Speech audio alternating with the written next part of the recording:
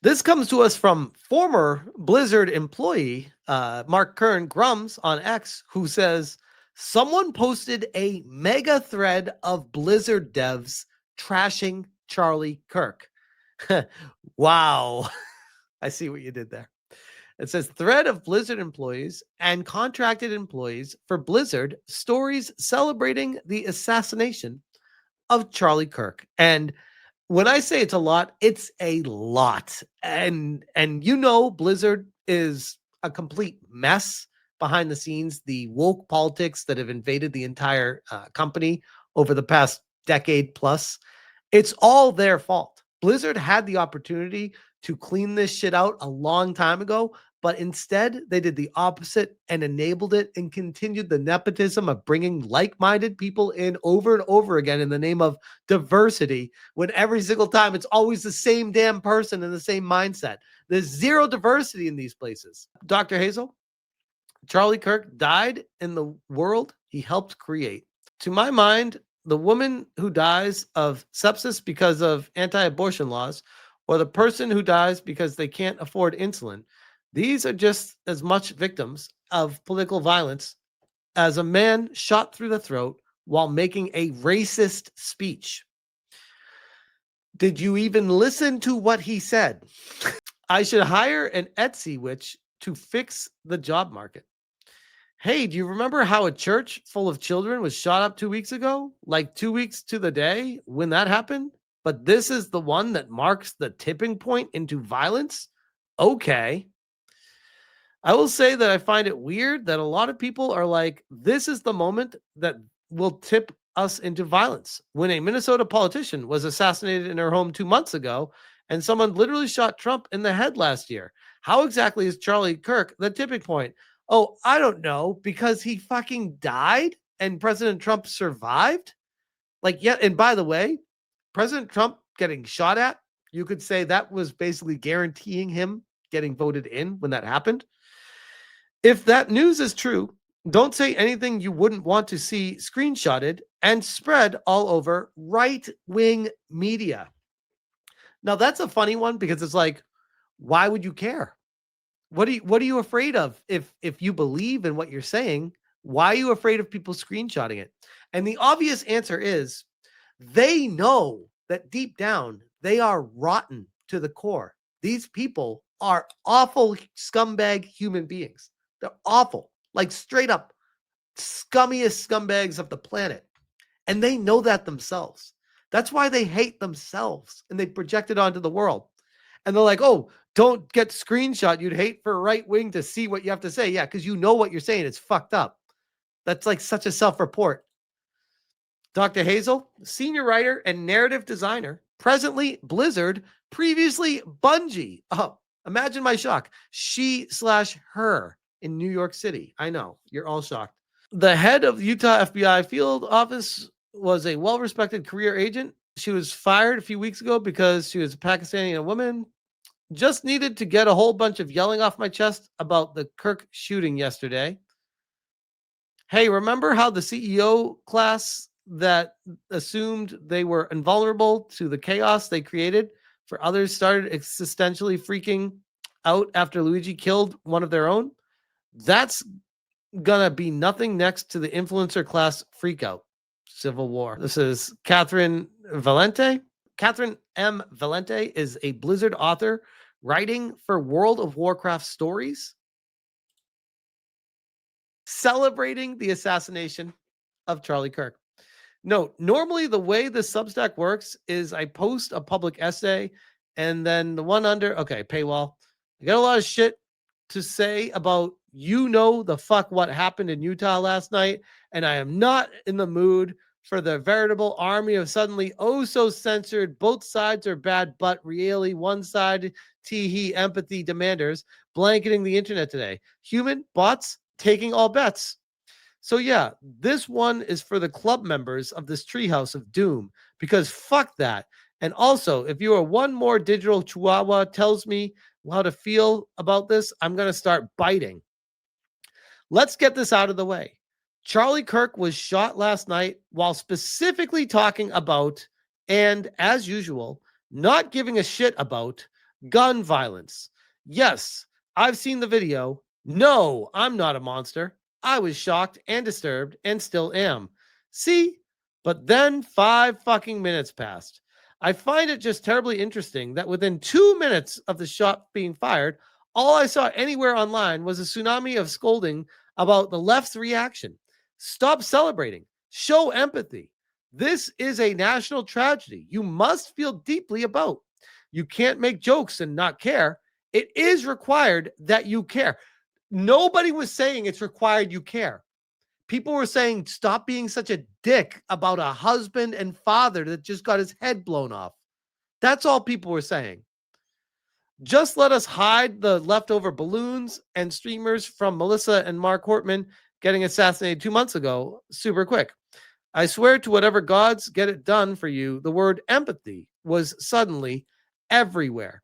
I saw thousands of words of this before. I saw one word of anyone celebrating, which consisted of mostly pointing Kirk's own words about not giving a shit about gun violence, hating empathy, expressing fear about the right's retaliation, and then conspicuously moving on to other topics. Damn, the left sure knows how to party. I swear, these people. Do you know how many people I've seen celebrating, cheering it on? I mean, I've showcased it in videos already. People posting it online everywhere, cheering it, making songs about it. Remember the "We Just Shot Him in the Neck" song that they were cheering on? How about that one?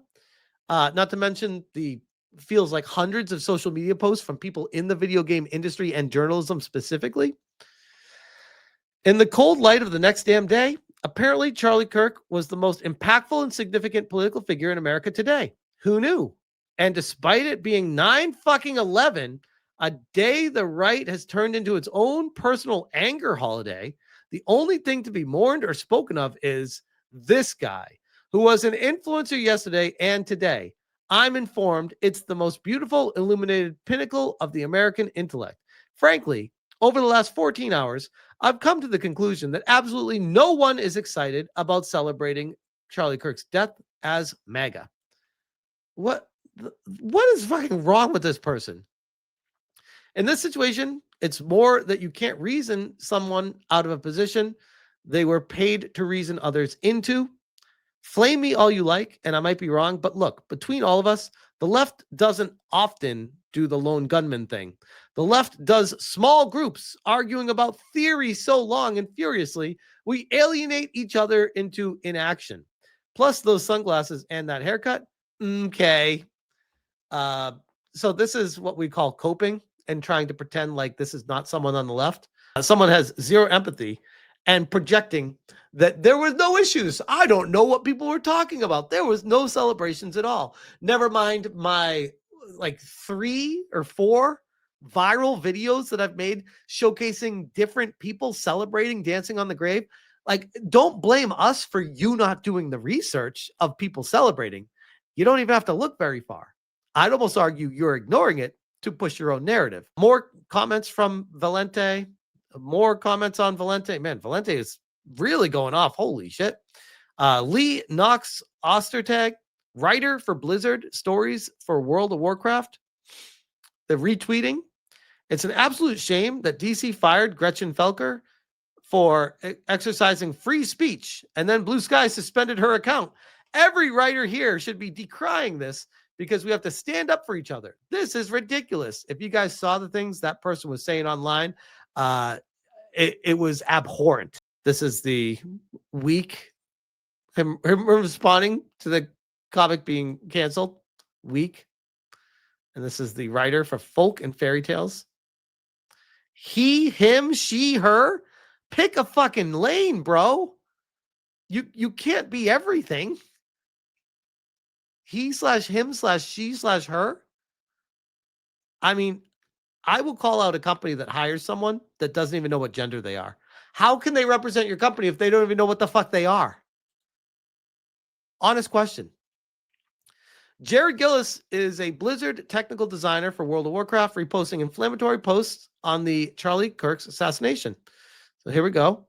Personal account, reposting, same stuff. Just like we do not owe anyone forgiveness, we do not owe them mourning.